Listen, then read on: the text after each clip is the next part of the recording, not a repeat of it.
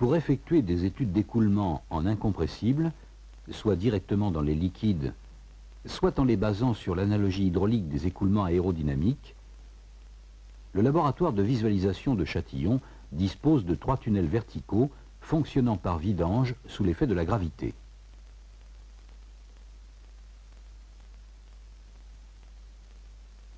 Le tunnel TH1 que voici est équipé d'une petite veine à section carrée servant surtout aux essais de maquettes simples, comme par exemple ce modèle courant-plan monté entre 2 panneaux de garde et dont on peut faire varier l'incidence. La transparence du premier panneau facilite l'observation des émissions de colorants de même densité que l'eau et qui visualise l'écoulement au voisinage de la maquette. Sur ce modèle, on distingue un secteur perméable, pouvant faire l'objet d'une aspiration continue et réglable, même en cours d'essai, moyen classique de contrôle de l'écoulement sur l'extrat d'eau.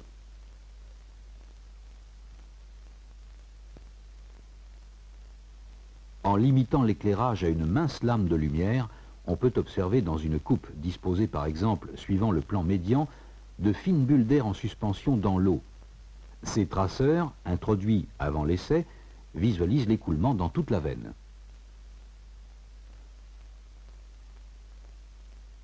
Le tunnel TH2, 2 fois plus grand, utilise les mêmes procédés de visualisation pour des recherches appliquées, comme celle qui met ici en jeu une maquette de sous-marin montée sur mât profilé.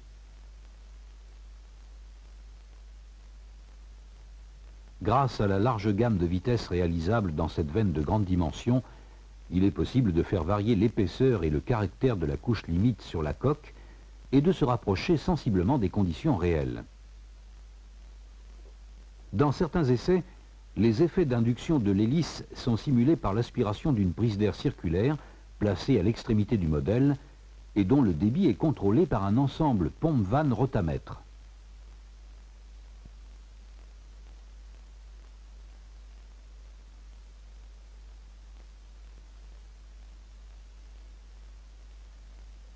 Le tunnel TH3 complète les 2 installations précédentes. Sa veine, encore plus spacieuse, est conçue pour des essais au point fixe, comme par exemple ceux d'une maquette motorisée d'hélicoptère.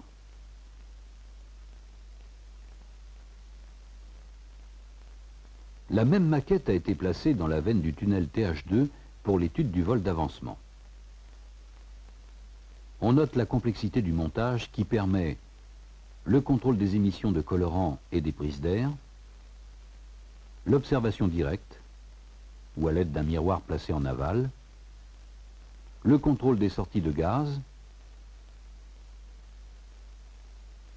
et bien entendu le réglage précis de la vitesse de rotation des rotors, du calage des pales, de l'incidence et du dérapage du fuselage.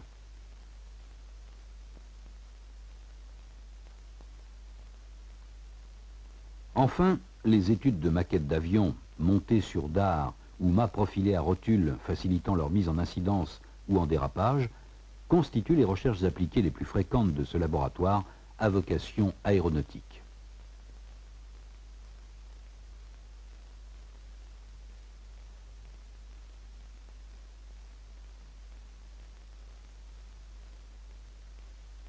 Un premier exemple est celui du décollement tridimensionnel sur un corps de révolution à nez ogivale pointu. À faible incidence, le colorant visualise les lignes de courant de l'écoulement d'extrat d'eau non décollées. Quand l'incidence croît en restant inférieure à la valeur du demi-angle d'apex, les lignes de courant convergent sur l'extrat d'eau, mais le nez reste exempt de décollement.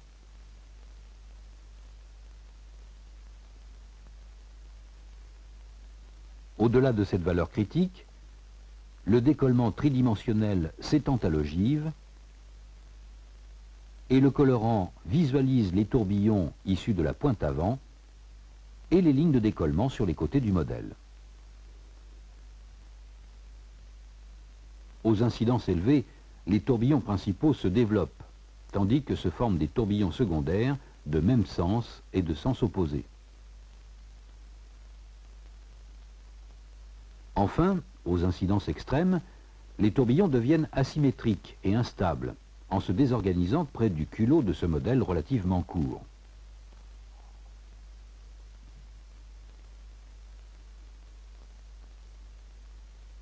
Sur un nez arrondi comme celui qui coiffe la tête renflée de cette maquette du lanceur Ariane, le colorant pariétal révèle les foyers origines des 2 tourbillons principaux d'extrait d'eau.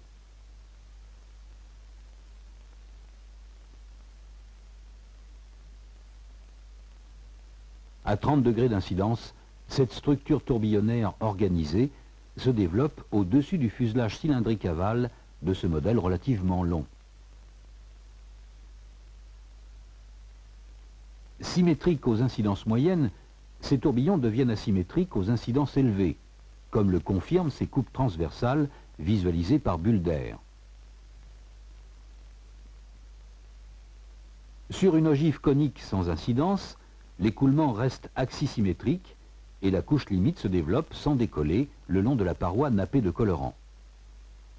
De même sur ce cylindre, l'émission d'une nappe de colorant permet d'observer les phénomènes organisés ou aléatoires qui affectent la couche limite.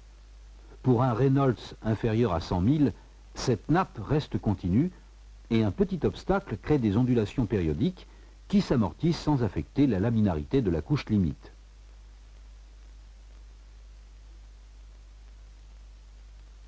Pour un Reynolds de l'ordre de 200 000, apparaît le régime d'intermittence que caractérisent des déchirures aléatoires de la nappe.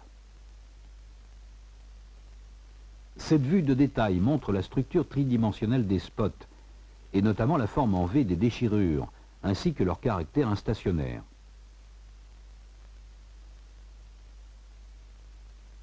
Quand la vitesse croît, le phénomène d'intermittence se produit plus tôt, et le régime turbulent se développe plus complètement. Grâce au ralenti donné par le cinéma rapide, on observe en mouvement les différents phénomènes qui caractérisent la transition naturelle depuis les ondes de Tolmin-Schlichting, se formant côté amont, jusqu'aux grosses structures se développant côté aval.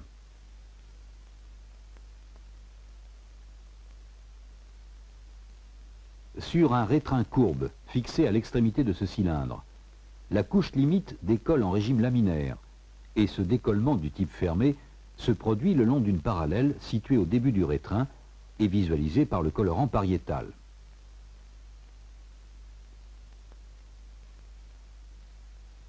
Même phénomène vu dans une coupe diamétrale et mise en évidence par les bulles d'air. En régime turbulent, on enregistre la résorption complète du décollement sur ce rétrin à pente modérée. Enfin, pour un régime proche de la transition, la présence de cannelures longitudinales sur le cylindre, limitée dans cet essai à sa partie inférieure, permet de retarder sensiblement le décollement sur le rétrin.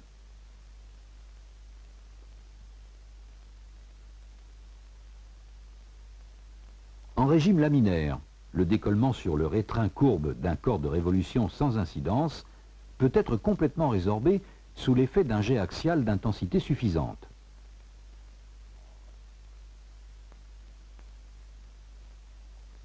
Les effets d'induction du jet sur l'écoulement extérieur sont révélés dans ce deuxième essai par des émissions de colorants d'abord fortes, puis réduites progressivement.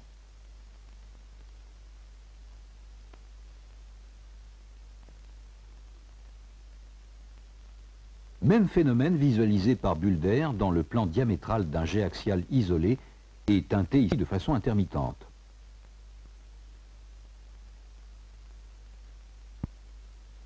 Les bulles d'air montrent la forte incurvation des lignes de courant extérieur vers le jet turbulent émis dans le sens du courant. Et cet effet de puits peut être observé ici dans une coupe transversale aval autour du noyau axial de ce jet de révolution.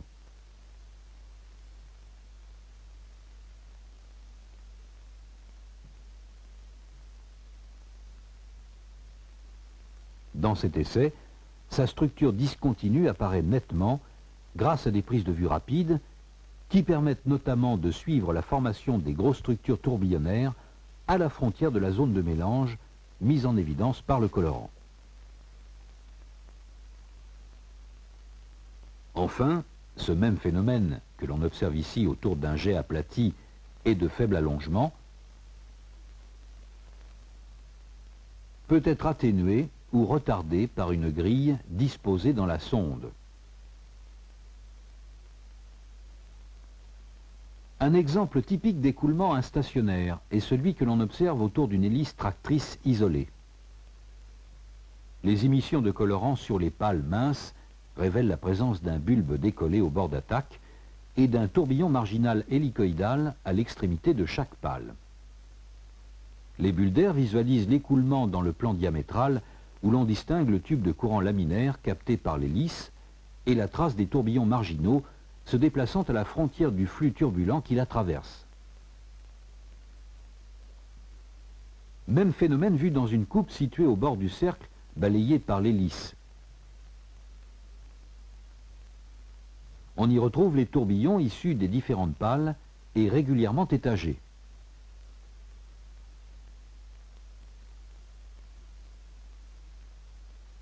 Sur cette hélice tractrice, bulbes de bord d'attaque et tourbillons marginaux se forment sur le côté amont des pales où l'on peut déceler un effet de centrifugation du colorant pariétal.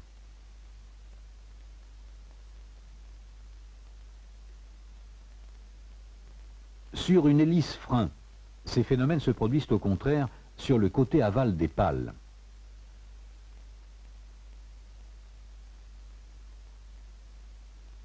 Enfin, pour un régime voisin de la traction nulle, bulbes et tourbillons marginaux se résorbent, tandis que les tourbillons alternés du sillage des pales se symétrisent.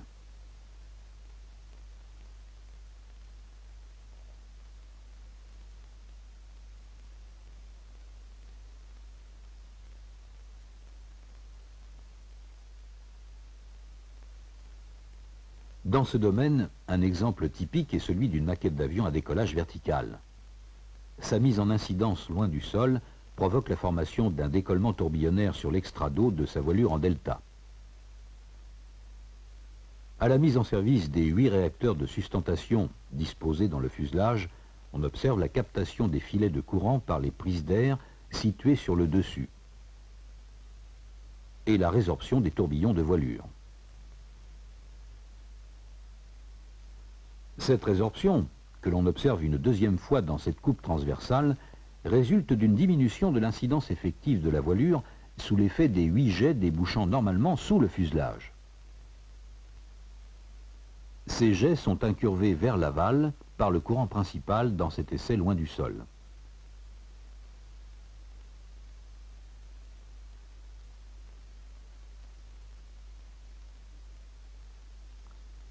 L'écoulement longe l'extrado de la voilure sans décoller, comme à faible incidence, et les tourbillons d'extrado ne réapparaissent qu'à l'arrêt des jets.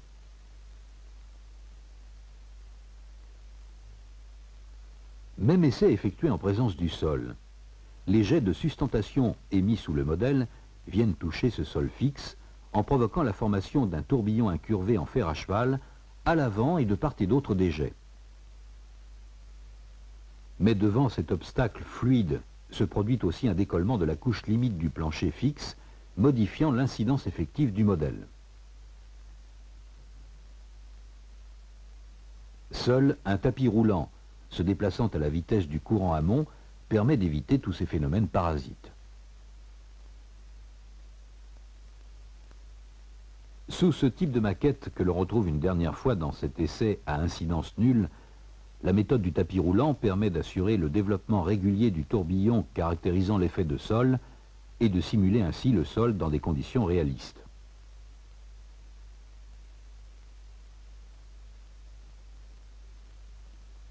Le même type de maquette a été utilisé pour mettre en évidence les effets du fonctionnement des prises d'air latérales sur l'écoulement tourbillonnaire d'extrado. Leur blocage, comme ici à la fin de chaque essai, perturbe la formation des tourbillons principaux dont l'origine se situe près de l'apex de la voilure, notamment aux incidences élevées.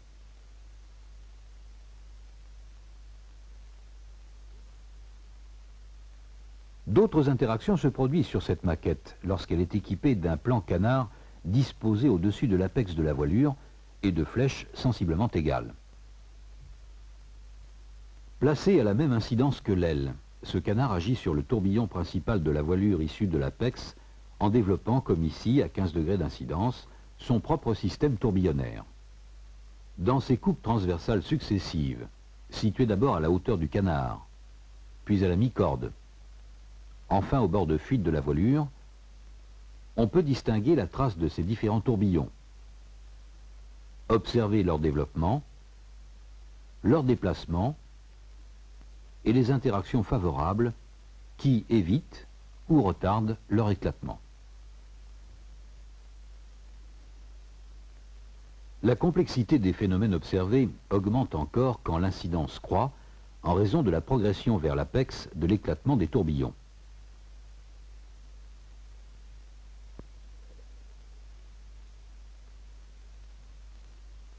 Il en est de même en cas de dérapage, par suite des effets d'interaction sur la dérive, elle-même siège d'un décollement tourbillonnaire.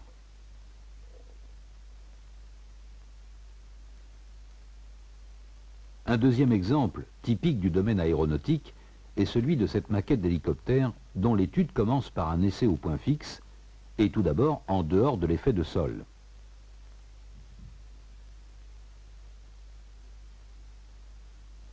Le colorant émis en bout de pale visualise la trajectoire des tourbillons marginaux modifiés par la présence du fuselage, obstacle qui limite la contraction du flux du rotor.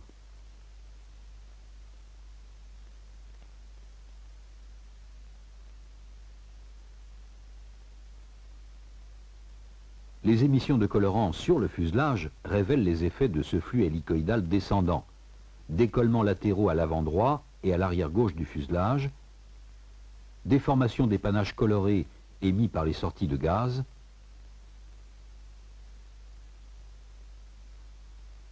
fluctuations périodiques dues au passage du sillage des pales et pouvant perturber le fonctionnement des prises d'air. Même effet visualisé par bulle d'air dans une coupe horizontale située à la hauteur des sorties de gaz. Ce procédé permet d'étendre l'observation à l'ensemble du champ du rotor principal et même à celui du rotor arrière.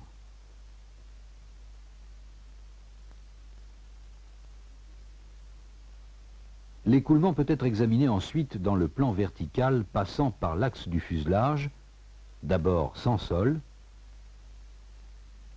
puis en présence d'un sol rapproché qui provoque la formation d'une zone de recirculation autour de la tête du rotor principal. Suite des essais au tunnel TH2, où l'on simule le vol d'avancement. L'écoulement autour de cette maquette à rotor rigide et sans variation cyclique du pas des pales est caractérisé par la forme en plan cycloïdal des trajectoires des tourbillons émis par les pales. Ces tourbillons évoluent à la frontière du flux du rotor qui se trouve incurvé vers l'aval par le courant amont.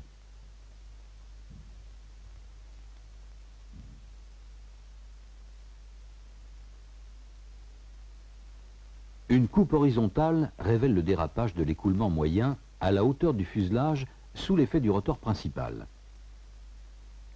Et cette coupe transversale confirme que le disque balayé par le rotor se comporte comme une aile portante avec formation sur les bords latéraux de tourbillons marginaux concentrés.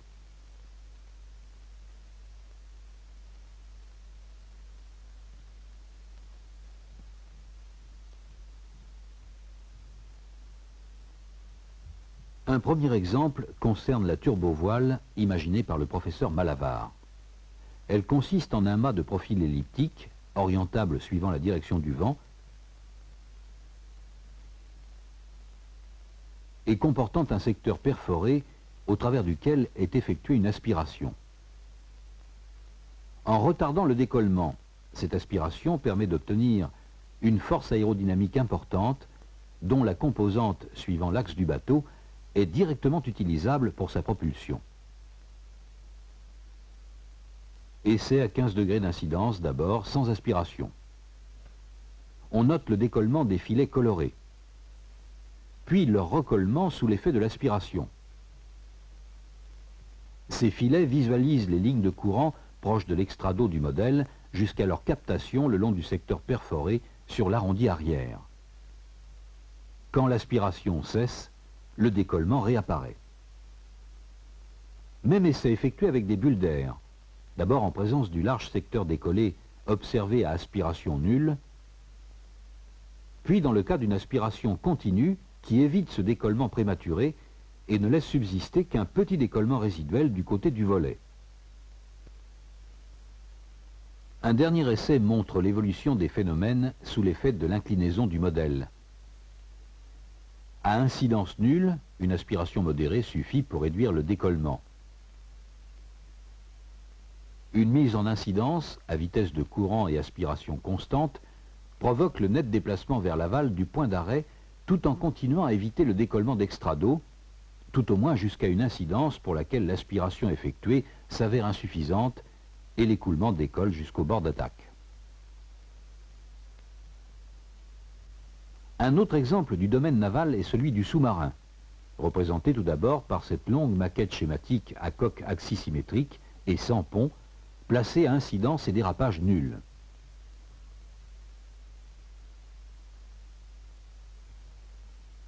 Le colorant émis à l'avant du modèle met en évidence l'étendue du décollement libre sur la coque devant l'obstacle constitué par le massif. En particulier les formes et positions de la ligne de décollement issue d'un point de partage avancé. L'incurvation en fer à cheval des tourbillons qui se développent dans cette zone. Enfin, l'effet de succion au voisinage du bord de fuite aigu du massif.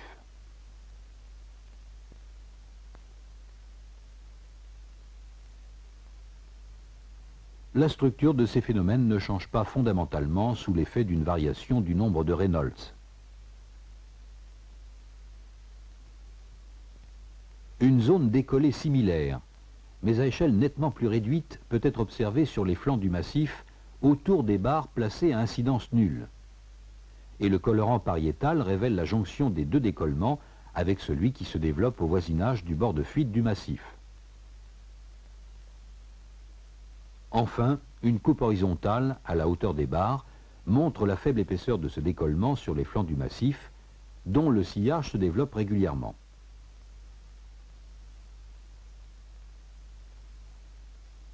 Sur la partie arrière conique, munie de 4 ailerons non braqués, on retrouve devant chaque aileron le même type de structure décollée qu'à l'avant du massif. Cette vue de dessous révèle d'autre part le passage de perturbation dû au sillage du massif situé du côté opposé à la prise de vue. Ce même sillage peut être décelé à gauche sur cette coupe transversale située à la hauteur des ailerons et visualisée par bulle d'air. Les effets d'un gradient de pression longitudinale favorable, tel que celui qui résulterait d'une hélice propulsive, sont simulés ici par la prise d'air disposée à l'arrière et fonctionnant avec un coefficient de débit supérieur à 1 et croissant par palier. Même essai, observé dans une coupe diamétrale où les bulles d'air précisent la frontière du tube de courant capté par la prise d'air, et l'étendue du décollement au pied de l'aileron, ainsi que leur évolution en fonction des paramètres.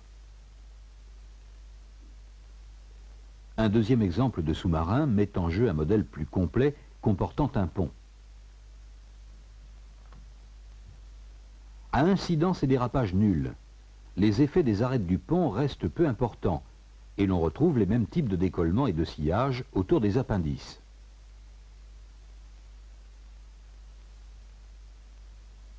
Les bulles d'air visualisent l'écoulement dans le plan de symétrie et notamment le sillage du massif avec une eau morte qui en constitue un véritable profilage fluide.